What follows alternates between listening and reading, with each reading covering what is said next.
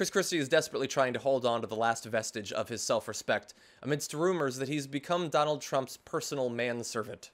So from the New Yorker, Christie has transformed himself into a sort of manservant, literally what I was saying, who is constantly with Trump at events, as according to Ryan Lizza. Lizza also said one anonymous Republican source told him a friend on Trump's campaign used Snapchat to send a video of Christie fetching Trump's McDonald's order. Now look, is this underhanded? Yes. Is this insubtle? Is this lowbrow? Yes, it's all of those things. But you can't tell me that you didn't hear that and think that it's entirely possible that that could be true. After seeing him get shooed away from Trump onto a campaign jet, told him to get out of here. After hearing him talk about the Oreos, which I'll return to, after watching him stand with his silly face behind Trump, you know what sort of relationship they have. Now, Christie is going to respond, and he did.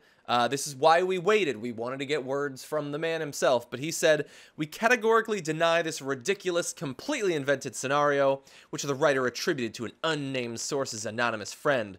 The fact the writer relegated this bit of sleaze between parentheses certainly indicates he knew it was pure trash that had to be carefully separated from the rest of the story." Now, here's the thing about that. Maybe I'm wrong, but I personally believe that considering that he didn't say he was making racial slurs. He said that he picked up his food, which is just demeaning. It's not a career ender. The fire in that response seems a bit out of skew with the actual accusations, which leads me to believe that they're true.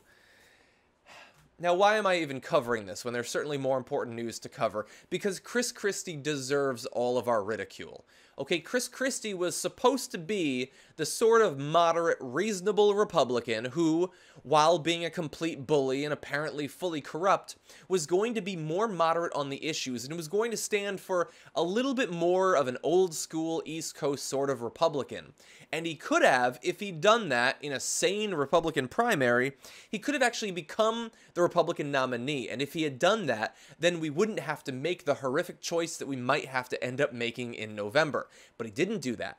After attacking Donald Trump, after saying how terrible Donald Trump was, as soon as he had a chance of getting a position in his administration, he immediately bowed his head, he raised his hand, and he started fetching his Big Macs. And that's what Chris Christie did, okay? And he's not just doing that for any politician. He's doing that for a guy who is stoking hatred and racism and xenophobia, the likes of which we might never have literally seen before in this country. And he's that man's toady. And for that reason, I'm going to make fun of him for the plane. And I'm going to make fun of him for the stupid, dumb, vacant look in his eyes. I'm going to make fun of him for the Oreos. I'm going to make fun of him for picking up an extra large set of fries for Donald Trump, okay? If you become his waiter, that's what I'm going to call you. And I'm not going to wait. I'm going to do it right now. Or something.